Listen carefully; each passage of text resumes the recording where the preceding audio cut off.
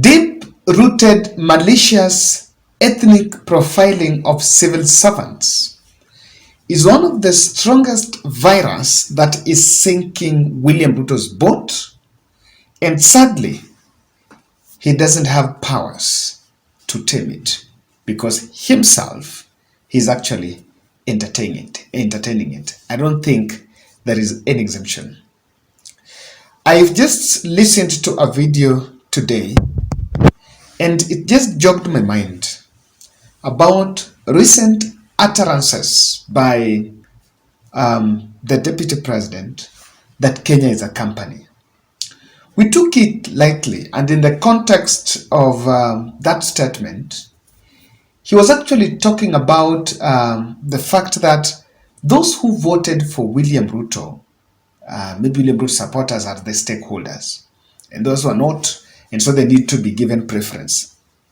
Now, these statements, we took them lightly, but I think as time goes, we are getting deeper revelation on what is going on.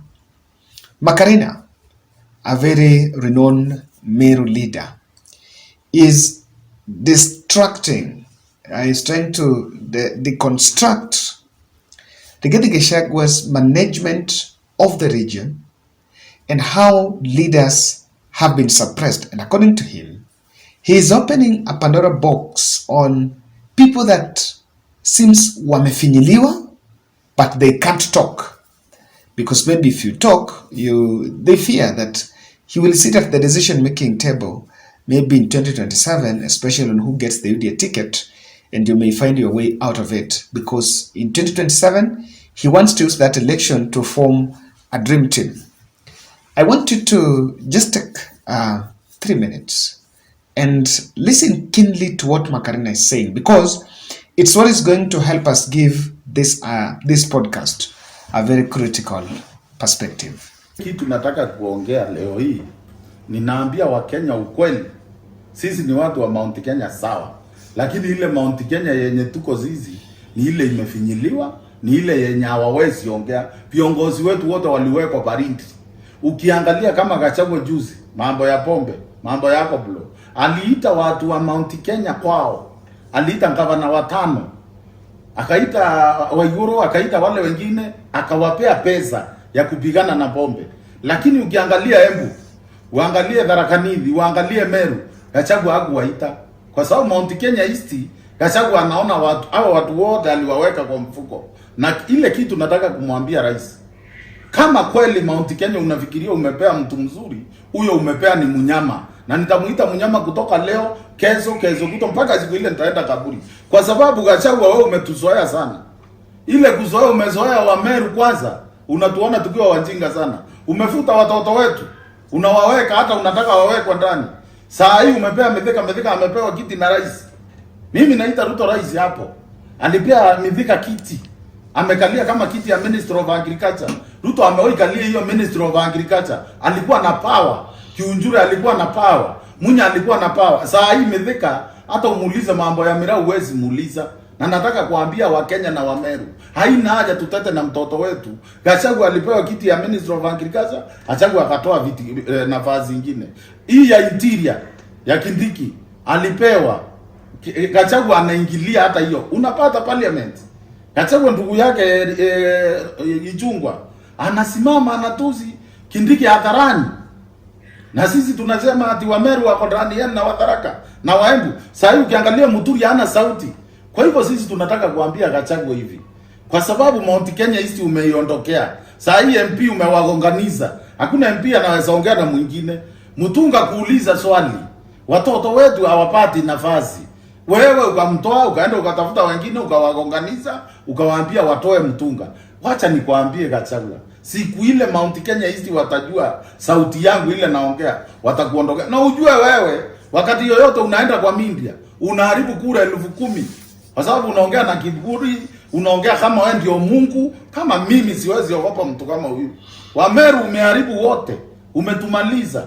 Watoto wetu Ruto anawaita manjina, lakini hakuna yule unaajiri. Unaambiwa hiki kiti iende Meru na change. Mithika anapewa kama hiyo kiti ya Ministry of Agriculture. Wewe unatoa majani, unatoa kahawa, unatoa maziwa, unamwachia. Saa hii tunaitwa gunia ya mahindi.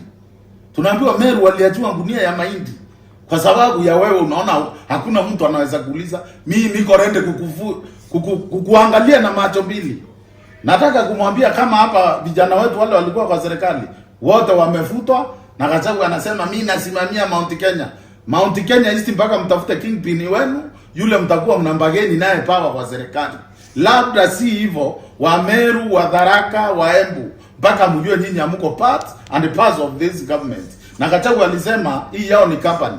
Kwa hivyo tuko kwa hiyo kampani yako wale ulipea nusu nusu. Na sikuogopi na sitaogopa, nimejitokeza, nitaongea usiku, nitaongea mchana. If you think Macarena is just talking, then I'm telling you some of the issues we're talking about there are very weighty. You know, I'm glad that there is nothing that he's saying there that maybe is new, probably to me, but at least is saying, we analyzed and I raised questions on how Kimani Chunga was asking the very hard questions and trying to deconstruct Kindiki. He has spoken about it. We were asking, I think I analyzed about why William Ruto decided to give tea, milk and coffee reforms under Rigathi. Then now it has been confirmed that there were ministries, according to UDA power sharing deal, that were under Rigathi Gachagua, or rather that were given to the Mount Kenya. And just to make a clear guess, probably this is water, Alice Wahome. I have a very hot analysis about that ministry, probably will come tomorrow. There is that agriculture that went to the Meru side. There is interior, Kithure Kindiki, and I think Macarena has mentioned. And there is also, I think, treasury and that of Moses Kuria. So we have a lot that is under the carpet. Ethnic profiling, I think, is the new order of this administration. I don't know how they will go far with it. At this juncture, allow me to remind you about fundraiser. Thank you very much. Thank you very much. For I think we had 3 days to finish. We've got because I'm just getting it here before I started shooting. Yes, we've got 57,000. Yes, 57,450. 57,450. So we're short of the. I believe in the 3 days we'll be in a position to reach the 80,000 target, and after that, more of what we'll need is just to also support the family, get a footing in terms of the business that they were doing. I'll share that story here. A lady who delivered, and there were complications of tear that brought excessive bleeding, and there was need for extensive medical services. So she was treated, but the bill ballooned to around 80,000 and currently is detained at Kenyatta Hospital. So one of the things that hit me about this is the fact that the husband normally takes the child to the hospital daily, be breastfed by the mother, then returns home. Really something that is very dangerous of using transport of a 2 months old baby. That story is in this channel towards the end of this video, so make sure you watch and kindly let's help. Just a 50 shillings challenge. I believe that by the end of this week, Saturday, we'll be in a position to secure her release. Now, remember Matilda Sakwa. Recently, a host caucus of loyal leaders were pushing for reinstatement of Matilda Sakwa, and Mudavadi remained mum on the matter, even though the matter took an ethnic angle. That she was fired, and after being fired, that position was given to someone from the Rift Valley. So it caused a lot of debate, and this thing is deep. Even the Romanus Odhiambo, the Meru University, is it Meru or Chuka? The Meru University, a VC who was dismissed by the council. If you follow that story, you will realize that it was purely a personal witch hunt. And in his press briefing, he actually mentioned and said that it was a purely personal witch hunt. So this is here with us. And that is why I can say that there's a statement that Mwangi Waria said, and Mwangi Waria is maintaining about this line of shareholders. I wanted to get that because it is what exactly is the depiction of what is happening in Mount Kenya. And the few that will start talking, I can tell you, things are not going to be very good, especially now that people are suppressed. Listen to Wairia here. Tutajitawala sasa. Sawa sawa. Tutajitawala. Kwa sababu 70% are non-shareholders. Tutaunda serikali yetu, tutengeneze kitambulisho chetu na tuchukue kodi yetu. Si ndio? Kwa hivyo wajitayarishe. Hiyo isipofunguliwa baba, upende usipende, tutaunda serikali yako. Si ndio hivyo? Si ndio hivyo? Hapo hiyo ndio direction. Kwa hivyo hiyo mchezo sawa sawa, hiyo mchezo wanacheza itaunda Kenya mpya hapa, ili tuache na Kenya Limited, tuunde Republic of Kenya. Let me tell you something. If you want to know that what Makarena is saying is the truth about profiling, or rather about the suppression, is this. 2 governors from Mount Kenya. Anne Waiguru is the chairperson of the Council of Governors, COG. Anne Waiguru is the person who is the strong defender of devolution. Counties are yet to receive funds. For the last 4 months, they have not received allocation. I hear government is blaming them on a slow uptake. But then, she can't confront Gachagua. Even though she knows very well that this is here, it is in the interest of all counties, but she can't confront Gachagua. And it is in such kind of suppression, and in fact, that suppression is what will kill this country. That suppression. That COG post has been hooked as a win for the community. UDA, the chair, Embu governor, Cecil Barire, very powerful people, but these people are quiet. While devolution is at its deathbed. So, what's going to work?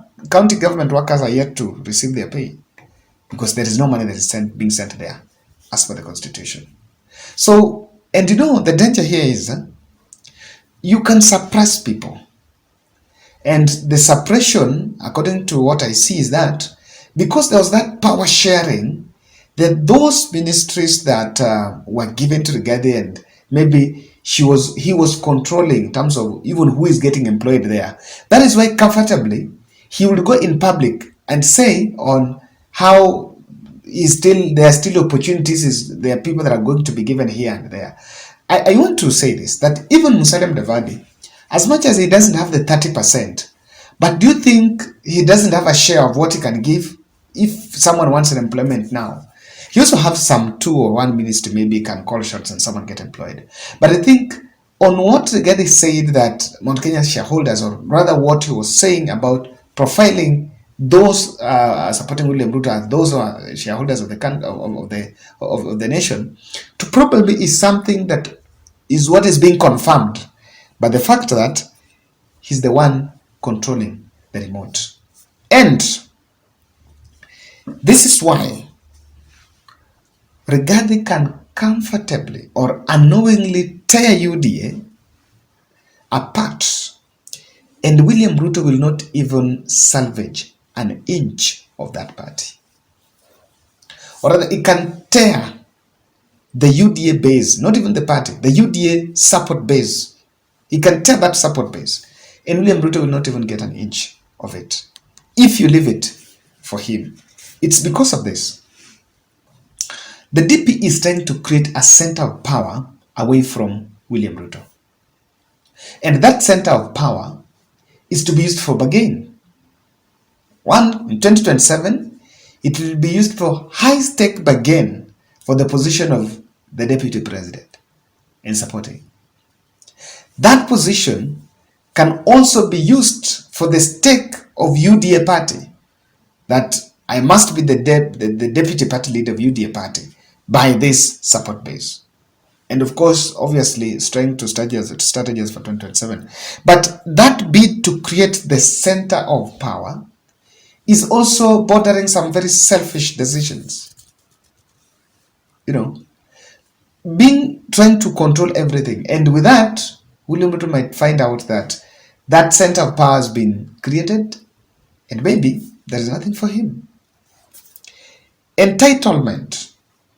And that's why another thing that can make him tear that William Ruto. There is an entitlement that, the way Ruto says, I made so-and-so president, I made Uhuru Kenyatta president, the way he lies, he normally say that lie. It is the same lie that has been bought by the DP. He believes that is the person who spoke to the mountain to vote for William Ruto. That's the same narrative that he brought to me during the spat with Sakaja. But that's far from the truth. There are those leaders. They're just like now, we are quiet because he's deputy president, but there are those leaders that believe very well that it was not about Rigathi. He's not the kind of a person that will put at the center of things because he has a lot of enemies, both from Mount Kenya and outside Mount Kenya. You even wonder whether this can be it. Mount Kenya cannot feel the presence, the feel-good effect of Rigathi as a deputy president. So I wonder how he'll be in a position to hold the grip if it is about these fights, these endless fights, that then we can see from that video. Ladies and gentlemen, that's my take. Let's meet in the video, and I'm leaving you here with the interview. I'm leaving you here with the interview with the husband of Mercy, who we are trying to do a fundraiser for. Thank you. Okay, this started after my wife gave birth at Pumwani Hospital. Date? On date 20th February. So after she gave birth, mtoto alikuwa nursery after 5 days. So after 5 days from nursery, we went back home. We were just home, things were well. After some few weeks, then wife got complications. Alianza kubleed, mysteriously bleeding. And I was shocked. Ran out to call the doctor. And the doctor told me to bring the lady in the hospital. Wapi? Unaishi wapi? Okay, naishi Dandora. Okay. Phase 5. Okay. So daktari alijaribu, akashindwa. The lady was seriously bleeding. Akaniambia nitafute taxi to rush mgonjwa Kenyatta. Nikafanya hivyo, tukafika Kenyatta. Wakati nilifika Kenyatta, mama alikuwa admitted. Na from hapo, so alikuwa admitted sasa Kenyatta. Alikuwa admitted Kenyatta hospital. Na wakati alikuwa admitted, the child now, what happened? But the child, okay, the child is fine. By the time, but then this is the child. Yeah. And this is my baby. This is your baby. And yeah. Ni baby boy and baby boy. Jason. Oh, good. Even my son was born in February. So now, where are you from first? Okay, right now I'm from the Kenyatta Hospital. Nilipeleka mtoto kunyonya, and that is how I always do it. Nampeleka, ananyonya, namrudisha kwa nyumba. Unampeleka kila siku? Daily. In the morning, ama unakana the whole day? No. Nampeleka in the evening. In the evening. Okay. Yeah. Then sasa sasa ukitoka unaenda tu mnalala. Sasa nikitoka naenda kwa nyumba. So nikiwa pale kwa nyumba, mtoto ana survive na maziwa ya kuchemsha. Nachemsha, naongeza maji kidogo. And that's it. Wow. You've really impressed me. How about the child? Yeah, alikuwa sawa hata ukitoka Pumwani? Okay, mtoto wakati tulikuwa tunatoka Pumwani, mtoto since alikunywa ile amniotic fluid, ile uchafu. So mtoto amekuwa na shida hiyo ya kungorota, anangorota. Ni kama anafungana hewa. Okay. So doctors gave me some medicine ile ya kudrop kwa mapua wakati anatoa hiyo sauti. So hiyo ndo nimekuwa nikitumia, but still at times nasikia anatoa hiyo sauti kama hata sasa nasikia na hata sasa. Yeah. What did the doctors in Kenyatta say was the problem? Doctors in Kenyatta waliniambia mama wakati alizaa kuna vile mtoto alimrarua, they got a tear. So walimshona, alienda theater wakamshona. Na alizaa normal? Alizaa normal. Na tear Okay. So, Well, anafaa shown me or something. Okay. Yeah. We may not understand because Yeah. we don't have a lady here. Yeah. Okay, so that was what was bringing the complication about the bleeding. Yeah. Guys, I was told this, and I really got really touched by his story, Stephen's story. You know, when he was telling me you were in Kenyatta, and I was like, okay, what's going on? So it's been there for how many days? Since date 2nd. Date 2nd. Yeah. The bill is 80,000. 80,000. Yeah. Wow. But then, now that you take care every evening, when do you go to work? Now, do you even go to work now that? No. Okay. About my work, I'm a bodaboda rider. Na pikipiki naendesha ni ya mtu na ni ya loan. So wakati nilikuwa na hii shida, pikipiki ilibidi tu iendelee kufanya kazi sababu inalipwa daily. So mwenyewe alichukua na alitafuta mwingine aendelee. Oh, so your work is kuendesha boda? Yes. So because of this, that is you can. But then how do you survive? Okay, we should not ask that. So should get what is the terms of the loan? How much do you pay to get a pikipiki on loan so that you pay polepole maybe? Okay, for now, loan walipandisha nini deposit. Kwa saa hii deposit ni 25,000. Okay. Then so if you get 25,000, yes, you go and pay, and you're given a motorbike on loan. Yeah. Then you pay is the rest in installments. Yeah. Which you can manage. I can manage to get 500 per day. You unapata endesha around Dandora. Yeah. Wow. Guys, I brought Stephen here because I wanted us to get feel of this story, and this is one we can do this. We've always done this. This is 80,000. Today's date 14. If you give yourself 1 week, Friday. Yeah, so let's try. Let's do a 50 shillings challenge. I've decided not to. I'm going to share the number, nobody's number, because of a bit of that disturbance, but I am also asking those who can be willing to reach out to me. My number is there. I'll directly connect you with him so that whichever God has blessed you with, at least I talk. So Mama amekaa hospitali for the last 2 weeks. Yeah. Okay. I know you guys are young couples, huh? Yeah. Wow. Thank you, and may God bless you for being a father to this child. I know it's really touching. It's really touching the heart, and I believe that as bold family, this will come to an end. I know we will find a way. Okay. I appreciate it. Sawa. Asante. Aya.